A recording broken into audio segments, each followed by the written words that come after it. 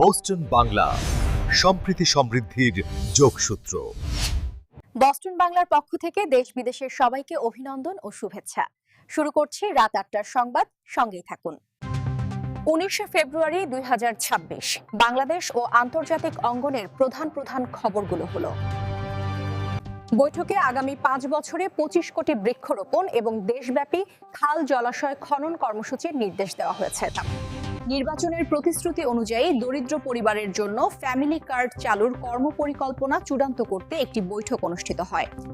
রমজান মাসে ১০ লক্ষ পরিবারের কাছে ভর্তুকি মূল্যে ডিম, মাংস ও মাছ পৌঁছে দেওয়ার ঘোষণা দিয়েছেন সংশ্লিষ্ট প্রতিমন্ত্রী।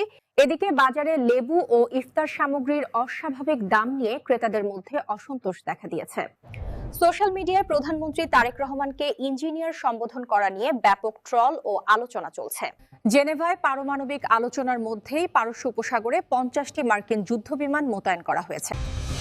ইরানের সর্বোচ্চ নেতা খামেনি মার্কিন প্রেসিডেন্ট ট্রাম্পকে কড়া হুঁশিয়ারি দিয়েছেন। উয়েফা চ্যাম্পিয়ন্স লিগে অখ্যাত নরওয়েজিয়ান ক্লাব বোডো শার্ট গ্লিম্ট বড় চমক দেখিয়ে ইন্টার মিলানকে হারিয়ে দেখেছে। বিশেষ খবর আজ এই পর্যন্তই। আগামীকালের সংবাদ দেখতে বস্টন বাংলায় চোখ রাখুন। ধন্যবাদ সবাইকে।